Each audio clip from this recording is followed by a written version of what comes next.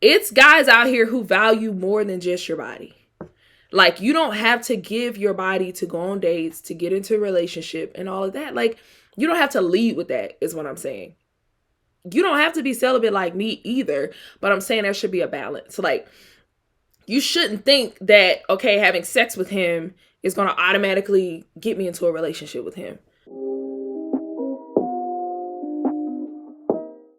Yo, party people, it's Ashley of SingleWomanChronicles.com, where I encourage single women to be the best version of themselves through healing and avoiding certain pitfalls in dating, love, and in life. And today's episode is brought to you by How to Ex Your Ex, a guide to getting past unhealthy relationships. It's time to end the agonizing cycle of unhealthy relationships. Most people struggle with breakups because they just don't know how to start the healing process. How to Ex Your Ex is a step-by-step guide on moving past unhealthy relationships. Renew your strength and find happiness by walking away from relationships that no longer serve you. Start fresh by exing your ex. Learn how to stop the overwhelming thoughts of your ex. Get rid of the feelings of regret and shame. Eliminate the crushing feelings of rejection. Be at peace with your decision to leave. Be hopeful that there's better out there for you. You can get How to Ex Your Ex right now on Amazon.com, Audible, books on Google Play, and Apple Books. Okay, today's topic is just my random rant on sex and dating in 2023. I know I've been out the game for a minute, okay? You know, I've been celibate for a long, long time. I've been celibate for almost 6 years. So I'm not having the sex. So sex is not a part of my dating process right now. Because I know I'm not going to be doing it. My goal is to make it to marriage. I always say that's my goal because, you know, sometimes mistakes happen, life happens, you know, I don't know, but God willing, I'm going to make it to my marriage. The reason I've been able to do it for almost 6 years is because it's ghetto out here. It's real ghetto out here. I'm not giving my cookie to nobody because it's ghetto out here. Why would I do that? Why would I do that? Like, it don't make no sense to me. And let me tell you why it don't make no sense to me. Because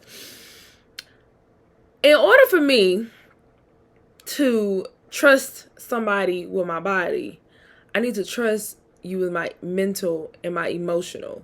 I need to trust you with my heart. I can't trust you with my heart if I recognize that all you're trying to get is my body. And that is what's going on in 2023. And I'm tired. Now, I feel like there are extremes because I feel like it done got so bad that a lot of people are just not having sex. Men and women. They're reporting that men have not been having sex as much. They're reporting. I read a article. I stumbled upon an article doing some research about how they're trying to teach relational intelligence in school now, which I think is necessary because you have a lot of people who desire marriage, but nobody is teaching them how to be prepared and to be a whole individual before you go into a marriage. And they're teaching this in colleges now. They're trying to really teach this, like, because a lot of people don't have that parent that's going to tell them, like, you need to be emotionally intelligent. You need to be emotionally available. You need to be your whole self. You need to find your sense of self. You need to know who you are before you go into this thing and you regret it. You know, just this is a healthy relationship. This is an unhealthy relationship. Like, you know, things that you would think we would know, but we don't, because if we keep it 100, a lot of our parents and grandparents, the relationship was toxic, okay? So my mom didn't get married. I told you I'm ranting, so ain't no topics. I'm going everywhere, okay? I'm just ranting today. But mainly it's about sex and dating. But if we keep it funky, our parents and grandparents, that relationship was toxic and funky. Okay.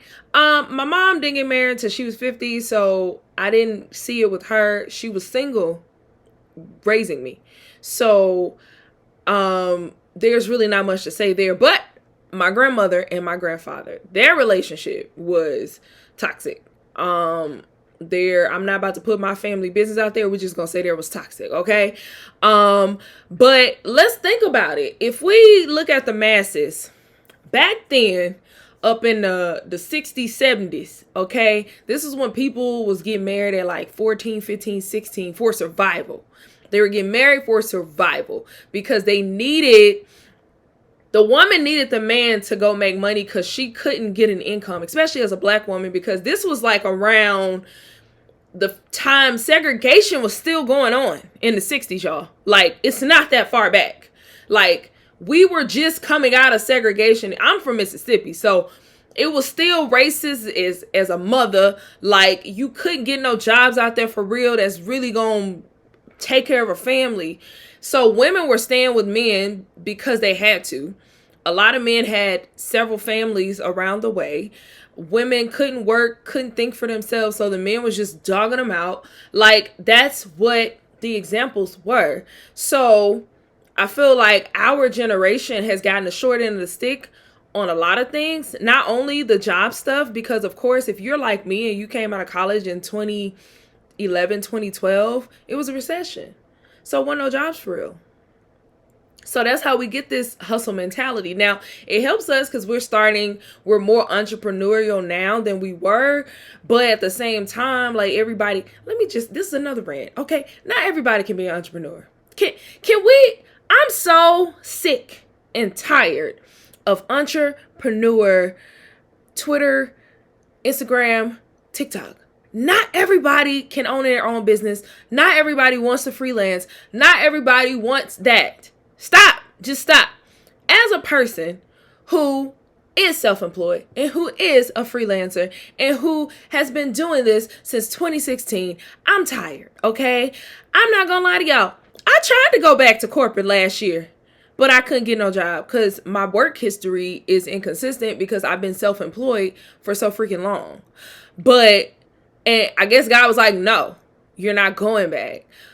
But I wanted to go back because of the stability that it offers, the peace of mind that it offers. Because what you don't understand is when you're an entrepreneur, when you're self-employed, you have to go find your customers.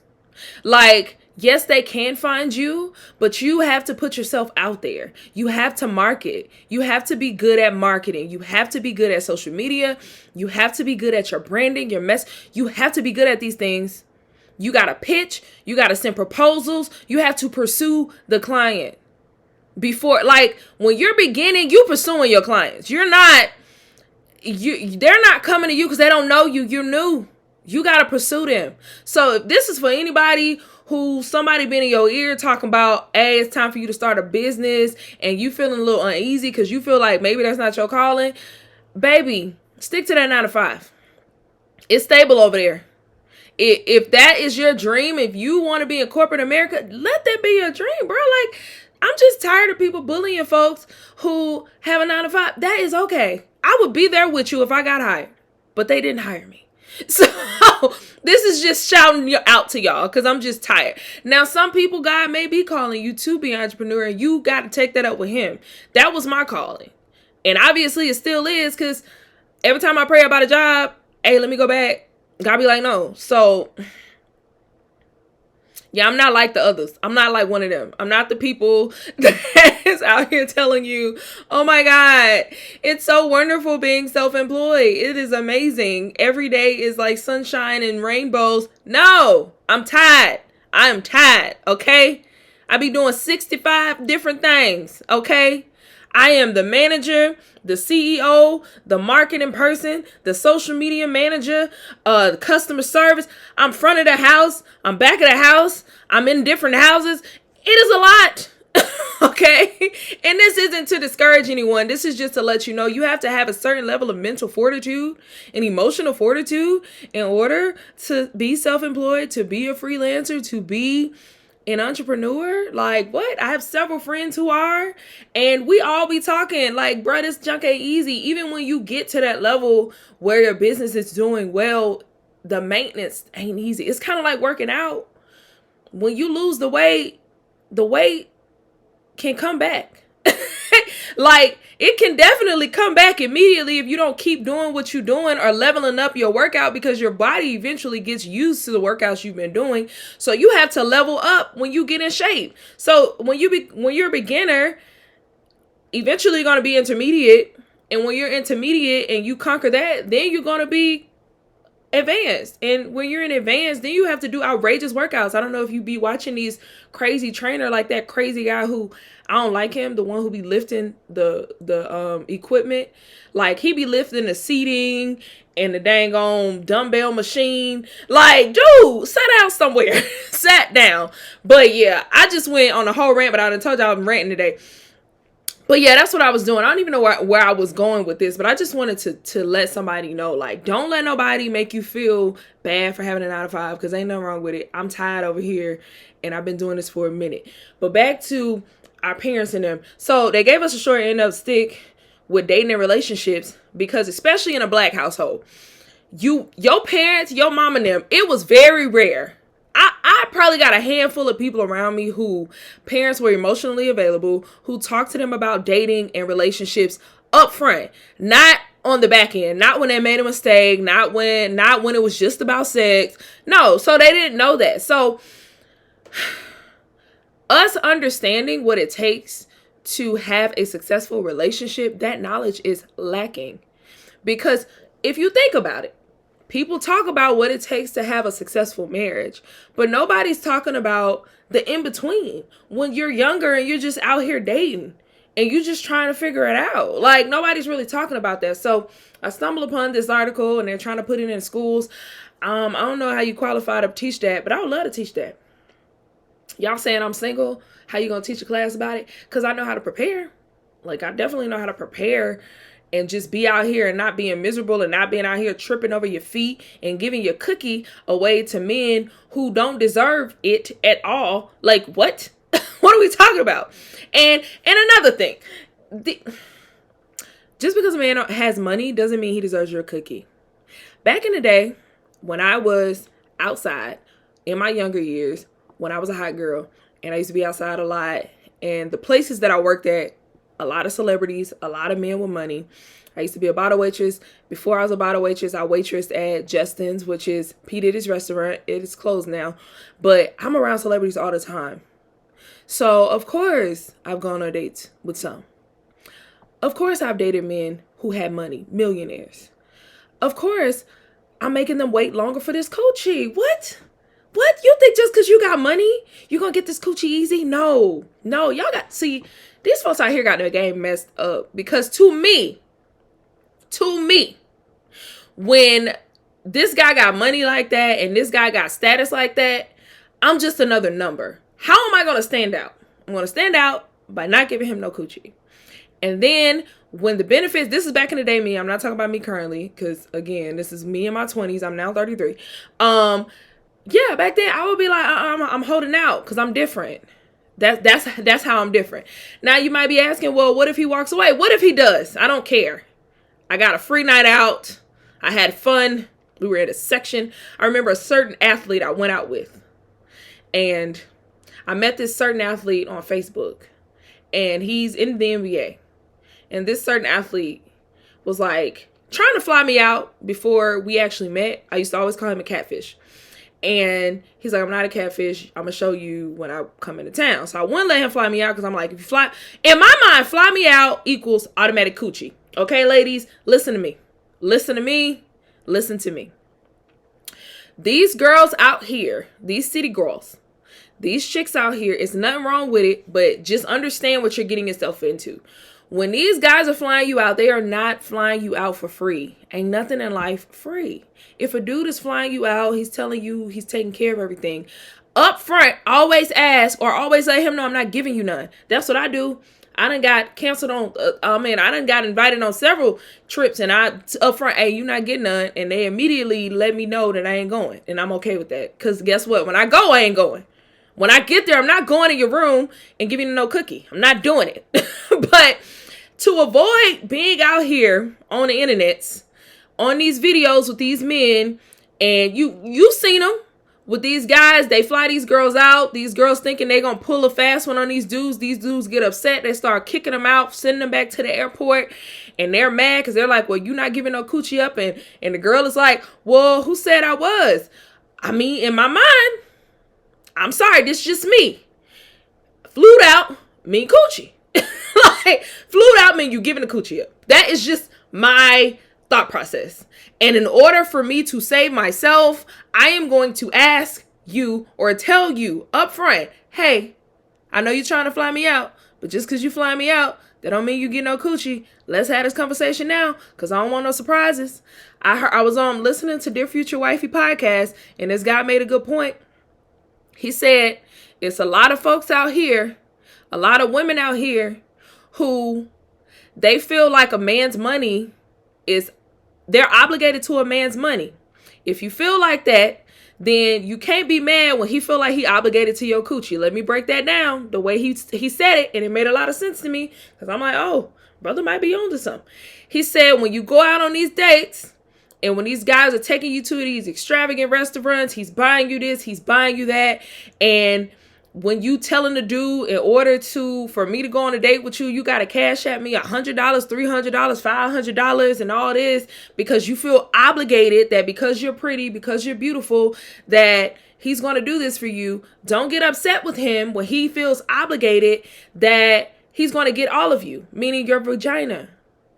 Like, don't be fooling yourself. These women, when they do that, they know what they doing. Like, they down with it. They with it. But if you know you're not with that, don't even put yourself in that position. Like, always clarify. That's my goal. I mean, that's my rule. Always clarify. So back to me going out with this certain athlete. So he tried to flew me out. I ain't go, because I'm like, flew out mean coochie. So he's like, okay, I'm gonna pull up on you, whatever, when I come into town. So he ends up coming into town. It was perfect, because it was like my birthday weekend. I think I was turning maybe 25, maybe. But he came into town, and he's like, meet me here at this time. I'm like, all right, cool. So I'm standing outside, and I'm like, a piece of me really did think he was a catfish, because again, I met this man on Facebook. But back in the day when Facebook had just got started, because y'all do realize, if y'all young listening to me, y'all do realize that Facebook is not that old. Like, Facebook didn't come out until I was like 16, 17. So back then I used to, I dabbled in modeling, and like, I had some really nice pictures. So I had a whole lot of athletes like in my inbox in Facebook. But anyway, fast forward. So he pulls up in a Rolls Royce, and I'm like, how? I guess he is real. So he gets out, and we go inside, we in his section. It was me and my homegirl. We having a good time. And I could tell, like, he was confused because I wasn't all over him, because I'm just not that kind of person that's just going to be all over you. I'm going to let you do you. And when you want to come talk to me, you can. So I guess he didn't like that. And I was okay with that. And so he tried to leave me and go to another spot, because he tried to lie. I was like, oh, I'm about to head out. I'm going to go home. Well, his homie had already talked to my homegirl and let me know that they was actually going to another spot, an after hour spot. So you know who was going to? Me. I was going to. So we went to the next spot, and he sees me in the next spot, and guess whose section I'm in? His. And so we looking at each other like the dude, like Diddy was looking at that dude. We like, and we just staring back and forth. And then he looks away and I look away, because I don't care. I don't care. And then he was talking to another chick. Listen, talk to her, because she gonna give you I can't say it. The coochie, and I'm not giving you the coochie, okay? I'm not giving it to you, because what is the reason? What am I getting out of it? You're getting good coochie. I'm getting one night out of fun. That's it. No, it's not guaranteed. Giving your coochie don't guarantee you nothing when you giving it up like that, just because these athletes. Now, if you own that and you just want to be in the presence of a dude who got money and an athlete, that's fine, but I'm not. But that was a time when I didn't give it up, and that was cool. But there were other times. I remember I dated a rapper, and he, very famous rapper, and the first time we kicked it, I actually went, it was late. This was me being drunk, but I went to his hotel downtown after the club, and he was very sweet. He didn't try anything. He was very gentleman-like, and I was just being cool, being chill. I'm the type of person, when I'm drinking, I'm just very friendly, very happy. So, I was all friendly, happy, whatever. Then he invited me over another time, and then we ate. And then the next time he invited me out, he invited me to a whole nother country. He was like, hey, I want to take you with me to do this show here. But at that time, I was literally, it was my finals week in college. My finals, I was a senior. It's my finals week. I couldn't go. I was very sad about it. But he was insulted because I couldn't go with him to this whole nother country. And now at that time I was 21. We had gone out on a few times. I felt like he was respectable. I probably would have given him some coochie. So like, you flying me out for the okay, I feel like you kind of earned it, because it wasn't on no wham bam thank you man. Like, you trying to take me out, because let me tell you stipulations what he said, because I knew he was expecting some coochie, but I was like really thinking like, I might give it to you. I was driving in the car and he's like, hey, you may not hear from me for the next few days because I'm going to, I think he said, the Bahamas to do a show. And I was like, oh, okay, well, that's fine. He was like, you know what? Matter of fact, I want you to come with me, go home, grab a bag, and meet me at the airport. And I'm like, what? Huh? What are you saying? He was like, nope, never mind. You don't need no bag. I got you when you get here. Meet me at the airport. I got you. I'm gonna pay for your flight, get you some clothes. We good. We out. Me and my integrity, couldn't miss finals week. I told him no. That was my last time really talking to him. He was upset. He felt like I didn't want to go with him. I don't know why he'd think I didn't want to go, but like, I think a lot of times men with status and money, they feel like you're supposed to be on their time at all times, no matter what you have going on. I've noticed that in a lot of them, because I've dated a good bit of them, and like, your life doesn't matter to them. So the fact that I had finals, he didn't care. The fact that if I missed my finals, I would not be graduating, he didn't care. And this was literally my last week of college. You think the 4 years that I've been in college, you think I'm going to leave that alone?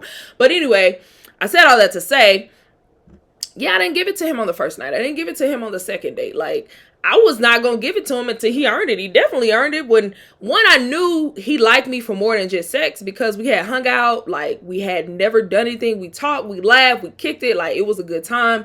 And I was with it. Like, I was with it back then. I was down. I was down. I was with it. So yeah. But my point of the matter of all of this is, just because a guy got money don't mean he is obligated to your coochie. Now, if you are making yourself transactional, then that's a different thing, because a lot of women are out here literally that is their, unfortunately, we are in a time where women are selling their bodies for bags. I'm just being real. For bags, for trips, for rent getting paid, bills getting paid, all of that. It's happening. It's happening before our eyes. Like, if he ain't got no money, he ain't getting up. Like, that's the music, that's the culture right now. So I don't know. It's just, I don't know, you guys. I don't know, guys. I'm just not on it. You see, it confuses me. But there is another group of women. You may not be, selling your coochie, but you're giving it to people who don't deserve it. I was listening to Tony Gaskin earlier, and he was just talking about how women are out here so desperate for a man that they are just willing to just bust that cookie open and you tell them bring it back. Yeah. Yeah. Yeah, it's a lot of women that feel like in today's day and age that if you withhold the cookie, you won't get any benefits. And I'm going to tell you that is a lie. I go out on dates. People hang out with me quite often because I'm actually just a cool person. I'm attractive, but I'm also like very cool to be around. I think I'm funny. I just be chilling. Like, I'm peaceful. And a lot of the guys, like, upon meeting me, I get complimented so much on how chill, cool that I am. Like, I'm great at conversation. Like, I get complimented on that so much. So I'm saying that to say there are men out here who value that. Like, it's guys out here who value more than just your body. Like, you don't have to give your body to go on dates, to get into a relationship and all of that. Like, you don't have to lead with that, is what I'm saying. You don't have to be celibate like me either, but I'm saying there should be a balance. Like, you shouldn't think that, okay, having sex with him is going to automatically get me into a relationship with him. Because since when? Yeah, listen. Y'all can listen to these idiots on the internet if you want to. Y'all can listen to these rappers if you want to. Y'all can listen to all that. But it's women every single day out here not giving a box to nobody who are getting way more than women who giving their coochie up on the first 30 minutes of the dates. Because although I've been out the game for a while, I do know that the sex turnaround time is very quick. Like back in the day when I was getting down out here, it was like 2 weeks was like the average time, but now it's like a day. Now it's like 30 minutes in a day. Like that's normalized now. That confuses me just because I know within 30 minutes, I'm not about to trust you with my coochie. Like, what? That don't make sense to me. Now, you can be liberated. You can just enjoy sex. That's it. I'm not judging you. I'm specifically speaking to the women who you don't want casual encounters. You want serious relationships. You want to be taken seriously. You want a relationship that'll lead to an engagement, that'll lead to a marriage. This is who I'm talking to. I'm not talking to nobody who just out here having fun. Cool, that's your life. But again, this is just me speaking because that's what I want. So I can only speak to that. I can't speak to the other pieces. And again, I'm not judging you. But what I am saying is any man who makes you feel pressured to have sex or who makes you feel like if you have sex with me, then I will be with you, he is lying to you. He is lying to you, okay? You could have sex with him and he may, continue to keep you around and hang out with you. And it may be a temporary fix or satisfaction type of thing. But eventually he's going to leave because obviously all he wants is your body. Obviously all he wants you is like for sex. I've literally had men who were out here. Like I'm talking like out here. Be like on some, you know what? I will wait because you're waiting. Now, that don't work because in order to be celibate, you got to be celibate on your own. You got to have that discipline on your own. You got to really be out here. But to get men to, I've gotten men to try and to wait because they wanted me. They wanted me. I'm telling y'all, if a dude really like you, he'll do it. He'll do it. He will do what's necessary to get you. He will do it. Stop letting these folks make you think your body is the most important. Giving your sex is the most important. It is not. It is a lie. It is a lie. You ain't got a lie to kick it, Craig. It is a lie. Stop listening to these folks. But yeah, I told y'all this one episode wasn't going to have no structure because I'm just tired. I'm just tired of the nonsense. Because, okay, maybe I'm tripping. Because again, I've been out the game for so long. But I just feel like it's certain stuff in life that no matter the culture, no matter the times, certain stuff doesn't change. And for me, myself, the level of emotion that is attached to my vagina, I can't be out here just giving it away to people because when it's like a key that unlocks the crazy sometimes. Like, not on some, because I've never been the chick that's going to key your car or do all that crazy, flatten your tire. I've never done that in my life. Like, never. Because karma is too real. And, like, I'm the type of person, God don't play with me. I'll key somebody's car and then I'll go outside and my car flipped over. Like, it's weird. But what I'm saying is it unlocks the crazy because it unlocks the emotional instability. I start getting triggered. I start feeling the abandonment issues. Like, all of that stuff gets turned on when I unlock the cookie jar. So in order for me to have sex with anybody, I have to fully feel safe. Like the safety has to be there. And I just feel like these folks out here ain't making y'all feel safe. They're making y'all feel pressured. They're making y'all feel desperate. Like it's desperation. You should never give your coochie because you're desperate to keep him. You should never give your coochie because you feel pressured. You should never have sex with someone because you feel like he's going to leave if you don't. That's just not something you should do. It's just not something you should do.